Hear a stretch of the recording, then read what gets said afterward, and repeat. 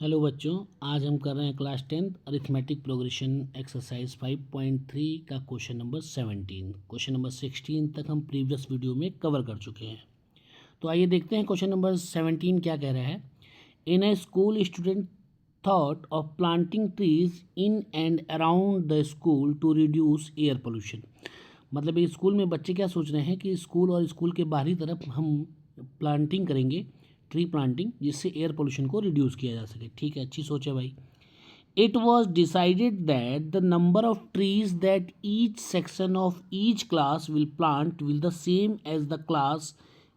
ठीक है, मतलब कह रहा है कि हर सेक्शन, हर क्लास के हर सेक्शन द्वारा ट्री प्लांटिंग की जाएगी, और कंडीशन ये है कि आप जिस क्लास में पढ़ रहे हो उतनी ही प्लांटिंग कर सकते हो। उसको आगे एक्सप्लेनेशन भी दिया है एग्जाम्पल के थ्रू। कह रहा है कि a section of class 1 will plant 1 tree, a section of class 2 will plant 2 trees and so on till class 12th। मतलब समझ में आ रहा है। और एक कंडीशन और बोल दिया कि there are 3 section in each class. तो मान लो अगर मैं फर्स्ट क्लास की बात कर रहा हूँ, तो फर्स्ट क्लास वाला बंदा एक ही प्लांट लगाएगा, तो एक प्लांट लगाएगा, इसमें 3 सेक्शन है ना, तो फर्स्ट क्लास से कितने प्लांट लगे? टोटल 3 प्लांट लगे। समझो बात को, ठीक है, समझ में आ रही है। उसी तरह अगर मैं सेकंड क्लास की बात करूं, तो सेकंड क्लास में भी 3 सेक्शन होंगे। तो सेकंड क्लास में पढ़ रहा है इसलिए 2 प्लांट लगाएगा। तो कितने प्लांट लगे? टोटल 6 प्लांट लगे। बात समझ में आ रही कि नहीं आ रही? अगर थर्ड क्लास की बात करूं तो उसमें भी 3 सेक्शन होंगे, तो उस वो कितने प्लांट लगाएंगे? चूंकि थर्ड क्लास में पढ़ रहे हैं तो 3 प्लांट्स लगाएंगे। तो कितने प्लांट्स लग गए? 9 प्लांट लग गए। तो सिमिलरली ऐसे जब मैं 12th क्लास तक पहुंचूंगा, तो 12th क्लास में भी 3 सेक्शन होंगे, और सब के सब सेक्शन 12 प्लांट लगाएंगे, यानी टोटल 36 प्लांट। तो कह रहा है कि टोटल कितने प्लांट लगे। तो आप देखो, एक तरीके की एपी बन रही है। फर्स्ट क्लास 3 प्लांट लगाया, सेकंड क्लास वाले टोटल 6 प्लांट लगाए, थर्ड क्लास वाले टोटल 9 प्लांट्स लगाए। ऐसे चलते वक्त लास्ट जो 12th क्लास है उसने 36 प्लांट्स लगाए। तो यहाँ से ध्यान से देखो, अगर मैं बात करूँ ये टोटल नंबर ऑफ टर्म्स कितने हैं, तो एन की वैल्यू कितनी हो जाएगी? 12। क्यों? क्योंकि क्लास 1 से लेकर क्लास 12 तक टोटल 12 क्लासेस होती हैं। ए की बात करूँ तो 3 है, और लास्ट टर्म की बात करूँ तो 36 है। तो सम का फॉर्मूला टोटल क्या लगा सकता हूँ मैं? n/2 ब्रैकेट में a प्लस एल। ये फॉर्मूला तब होता है जब number of term first term और लास्ट टर्म दिया हो। तो n हमारा कितना है? 12/2। फर्स्ट टर्म हमारा कितना है? 3। लास्ट टर्म हमारा कितना है? 36। तो इसको अगर इससे डिवाइड कर दो तो ये कितना हो गया? 6। और ये आपका आ गया 36 + 3 39। मल्टीप्लाई कर दीजिए, 6 9 जा 54, कैरी आया 5, 6 3 जा 18 और 5 23। इतने प्लांट्स टोटल क्लास 1 से लेके क्लास 12 तक के बच्चे इतने प्लांट्स टोटल स्कूल के अराउंड लगाएंगे। ठीक है, बात समझ में आ गई। क्वेश्चन नंबर 18 देखते हैं क्या कह रहा है।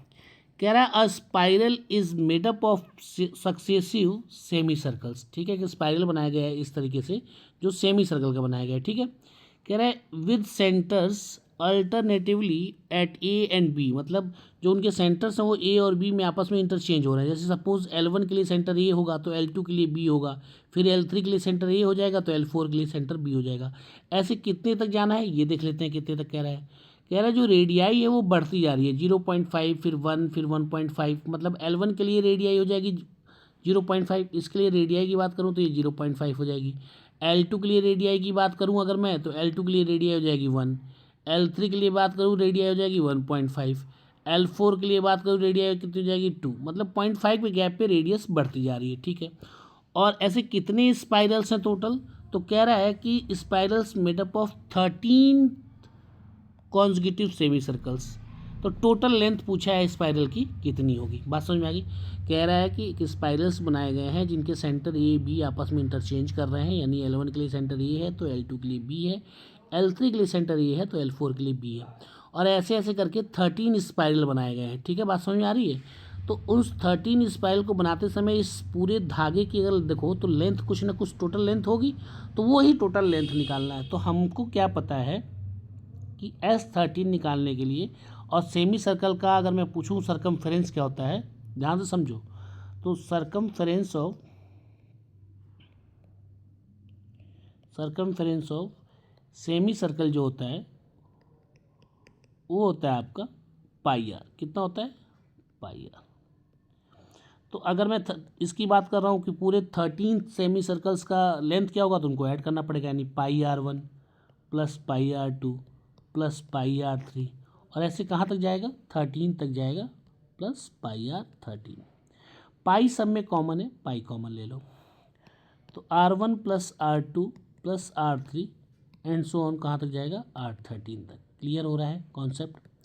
तो पाई R1 की वैल्यू 0.5, R2 1, R3 कितना हो रहा है? 1.5 एंड सो ऑन कहाँ तक जाएगा? 13th टर्म तक। बात समझ में आ रहा है कि नहीं आ रहा है? तो आप देखो, ये अंदर की जो सीरीज़ बनी है ये AP में बन गई है। किस में बन गई है? AP में बन गई है। तो जब AP में बन गई है तो यहाँ फर्स्ट टर्म कितना हो जाएगा? 0.5, और सब में गैप भी कितने का है? 0.5 का। नंबर ऑफ टर्म्स कितने हैं? 13। तो इनका हम सम निकाल लेंगे, तो S13 पूरे 13 की लेंथ क्या आएगी? मतलब मैं इसको लिख सकता हूँ कि total length of spiral, total length of spiral ये आपका हो जाएगा पाई, और अंदर वाले को AP के टर्म से ऐड कर दो, तो n/2 ब्रैकेट में 2a plus n-1 into D. Clear है? बात समझ में आ रही है? तो अब इसको सॉल्व कर लीजिए। पाई की जगह आप जो भी रखना चाहिए पाई रख दीजिए। अभी n की जगह 13/2, 2a की जगह 0.5, n की जगह 13-1 और d की जगह 0.5। तो सॉल्व करते हैं, तो पाई 13/2, 0.5 में 2 से मल्टीप्लाई होगा तो 1 आ जाएगा, और ये 13 एक 12 हुआ, 12 का 0.5 में मल्टीप्लाई होगा तो 6 आ जाएगा। बात समझ में आ रही कि नहीं आ रही है? तो ये हो गया टोटल लेंथ, टोटल लेंथ हो गई। पाई को 22/7 रख लीजिए, ठीक है, और ये हो जाएगा 6 और 1 7, यानी 13/2 इंटू 7। 7 से 7 कट गया, ठीक है, 2 से इसको काट दीजिए 11, तो ये आ गया 11 इंटू 13, मल्टीप्लाई कर लीजिए 143 सेंटीमीटर, यही इसकी टोटल लेंथ होगी। क्लियर है? क्वेश्चन नंबर 19 देखते हैं क्या कह रहा है। कह रहा है कि टोटल 200 लॉक्स हैं। कितने हैं? Total 200 locks. नीचे वाले में ऐसे मतलब लॉक्स मतलब समझ रहे हो, लकड़ी के जो बंडल आते हैं उनको ऐसे नीचे नीचे करके बिछाया गया। तो ये टोटल मान लीजिए 20 लॉक्स हैं। कितने हैं? 20 लॉक्स। इसके ऊपर कितने होंगे? 19। फिर इसके ऊपर कितने लगे होंगे? 18। फिर इसके ऊपर कितने लगे होंगे? 17। हमको नहीं पता कि टोटल कितने बंडल लगे होंगे, टोटल n रोज़ लगे होंगे, हमने मान लिए, मतलब ऊपर नीचे करके रखे जा रहे हैं। तो पूछ रहे ऐसे कितने स्टैक लगेंगे, यानी कितनी रोज़ लगेंगे, और हमको पता है कि सबका जो सम होना चाहिए वो कितना आना चाहिए? 200। फिर से समझ लो, 200 लकड़ी के बंडल्स हैं, उनको हमें ऐसा रखा जा रहा है कि सबसे नीचे वाली रो में 20 रखा जा रहा है, फिर उससे ऊपर वाली रो में 19, फिर ऊपर उससे वाली रो में 18। तो कह रहा है ऐसी कितनी स्टैक यानी रोज़ लगेंगे कि टोटल के टोटल 200 लॉक्स को ईजिली रख दिया जाएगा। तो हमने मान लिया ऐसे n रोज़ लगेंगे, ठीक है। तो Sn बराबर फॉर्मूला हो जाएगा n/2 ब्रैकेट में 2a plus n-1 into D. बात को समझना ध्यान से, क्वेश्चन अच्छा है। तो Sn तो हमारा 200 है, n हमको नहीं पता है। क्लियर है? तो 2a फर्स्ट टर्म कितना है? देखो ध्यान से 20, ठीक है। कैसे 20 पता? देखो सबसे नीचे वाली रो में 20 रखा जाएगा, फिर उसके बाद 19, फिर उसके बाद 18, फिर उसके बाद 17, ऐसे चलते चलते कहाँ तक जाएगा? n टर्म तक जाएगा। समझ में आ रहा है? तो n-1 इंटू डी कितना है? 1 का गैप है, वो भी d 1 है या -1 है, पहले तो ये बताओ। चूँकि d का गैप -1 का है, देखो कैसे -1 का है, -1 का गैप है, क्योंकि यहाँ देखो 20 में से एक कम हुआ 19, 19 में से एक कम हुआ 18, 18 में से एक कम हुआ 17, इसलिए डी गैप हो गया हमारा -1 का। क्लियर है? तो आइए सॉल्व करते हैं। n/2, 22 जब 40, n-1 इंटू -1, 200। ये 2 आके इधर 200 में मल्टीप्लाई हो जाएगा तो कितना हो जाएगा? 400। This is n, this is 40, -1 into n minus n, -1 into minus +1। तो ये आपका हो गया 400 इक्वल्स टू, ध्यान देखिए ये 40 और +1 41 होगा इंटू n, तो 41n हो जाएगा -n²। सबको इधर ले आइए, तो N square minus 41n minus 400 equals to 0। ठीक है, अब इसको सिंप्लीफाई करेंगे तो -25n minus 16n minus 400 equals to 0। Middle splitting term कर लीजिएगा जो आप पीछे क्लास में सीख चुके हैं। n माइनस 25 और माइनस 16 कॉमन ले लें तो n माइनस 25, तो n की n माइनस 16 n माइनस 25। ठीक है, तो एक नंबर n माइनस 16 को 0 से इक्वेट किया तो n की वैल्यू कितनी आ गई 16 रोज, और एक n की रोज कितनी आ गई अगर रखा n माइनस 25 इक्वल्स टू 0 तो n बराबर आ गई 25। अब तुम कहोगे सर सेम अरेंजमेंट से रख रहे हैं तो एक n की रोज 16 आ रही है और एक n की रोज 25 आ रही है, तो दोनों में कौन सी वैल्यू सर लेंगे। पहली बात तो ये समझ में आती है कि दोनों में कौन सी वैल्यू लेंगे कि हमारा आंसर जस्टिफाई हो जाएगा। आप बताओ। अब इसको चेक करने के लिए अगर आपको करना हो कि तो आप सबसे पहले क्या करोगे, जो आपका ये फॉर्मूला है उसी में रख के जस्टिफाई कर लो। आप जब रख के जस्टिफाई करोगे तो आइए चेक करते हैं। एस एन इक्वल्स टू, पहले चेक कर लेते हैं n बराबर 16 पे।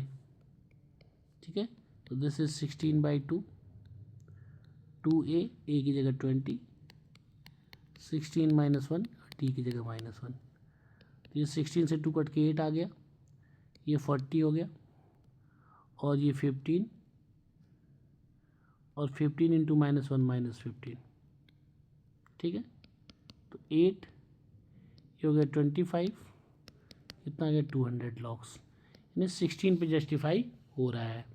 n बराबर अगर 25 पे चेक करते हैं तो भी S N equals to 25 divided by 2, 2 into 20 plus 25 minus 1 into D minus 1, तो 25/2। ठीक है, क्लियर है। 40, 25 में से -1 जाएगा तो ये 24 होगा, इंटू -1 तो -24, तो दिस इज 25। इसमें से 40 में से 24 गया तो 16 आएगा, 16 को 2 से डिवाइड कर देंगे तो 8 आ जाएगा। ये भी आया कितना 200 लॉग्स आ गया, यानी 200 लॉग्स उस कंडीशन में भी था, 200 लॉग्स इस कंडीशन में भी था, यानी दोनों आंसर क्या कर रहे हैं जस्टिफाई कर रहे हैं क्वेश्चन को। ठीक है, क्लियर है। आइए, ये हमने क्रॉस चेक करके आपको दिखाया है। क्लियर है, बोलिए हाँ है ना। नेक्स्ट क्वेश्चन देखिए, कह रहा है in a potato race a bucket is placed at the starting point which is 5 meter from the first potato and the other potatoes are placed 3 meter apart in a straight line. There are 10 potatoes in the line. A competitor start from the bucket, pick up the nearest potato, runs back within it, drop in the bucket, run back to the pick up the next potato, rush to the bucket to drop it in, and she continues in the same way until all the potatoes are in the bucket. The total distance covered by the competitor has to run. अच्छा, मान लीजिए bucket है, समझिएगा question को। Bucket से 5 metre की दूरी पे पहला पोटैटो रखा हुआ है, फिर दूसरा पोटैटो इससे 3 मीटर की दूरी पे रखा हुआ है, फिर तीसरा इससे 3 मीटर की दूरी पर रखा गया है। ऐसे ऐसे करके ये जो 10th पोटैटोज है, 10th पोटैटोज वो यहाँ पे कहीं रखा गया है। ठीक है, बात समझिएगा। अब जो रनर है वो यहाँ से दौड़ रहा है, समझो यहाँ से। ठीक है, तो यहाँ से जब वो यहाँ जाएगा पोटैटो को पिक करेगा और फिर वापस आएगा, तो कितना डिस्टेंस चला वो 10 मीटर चला, पहला पोटैटोज इसमें आ गया। ठीक है, फिर अब सेकंड केस में वो यहाँ तक जाएगा, समझ में आ रहा है, फिर यहाँ तक वापस आएगा, यानी 5, 3, 8 और 8 वापस आया तो कितना चला 16 मीटर। समझिएगा, सारी डिस्टेंस को ऐड करना है ना, टोटल डिस्टेंस कितना चला वो बताना है। फिर यहाँ तक जाएगा और फिर ये डिस्टेंस वापस आके यहाँ पोटैटो रखेगा, तो 5, 3, 8, 3, 11 गया और 11 वापस आया, यानी 22। ऐसे ही करके चलता जाएगा। अब आपको क्या दिखा, आप अगर ध्यान से देखो तो आपको AP मिल रही है। AP में फर्स्ट टर्म 10 मिल रहा है और कॉमन डिफरेंस इन सबके बीच का कितना है 6 है, तो D कितना है 6। तो पूरे 10 पोटैटोज़ को उठाते समय से टोटल कितना डिस्टेंस कवर करना पड़ेगा, तो डिस्टेंस कवर निकालने के लिए आपको करना क्या है, ए पी के सम का फॉर्मूला लगा देना है। क्या, n/2 ब्रैकेट में 2a plus n-1 into D. Clear है। तो n कितना है, 10 पोटैटोज उठाने हैं तो 10/2। 2a, a कितना है 10, 10-1 डी कितना है बेटा, डी है आपका 6। तो आइए सॉल्व करते हैं। 10 को 2 से डिवाइड करिए 5, 10 2 जा 20, 10 में से -1 जाएगा, 10 में से -1 गया 9 और 9 6 जा 54। तो ये आपके आ गया 5 और ये आपका आ गया 74 और ये आपका आ गया 370 मीटर्स। क्लियर है। Thank you. आपकी अरिथमेटिक प्रोग्रेशन पूरी की पूरी तरह फिनिश हो चुकी है। अगर आपको लगे कि कोई क्वेश्चन स्पेशली इसमें नहीं समझ में आ रहा है, सर उसको दूसरे मेथड से फिर से एक्सप्लेनेशन की ज़रूरत है, तो आप कमेंट बॉक्स में लिखिए।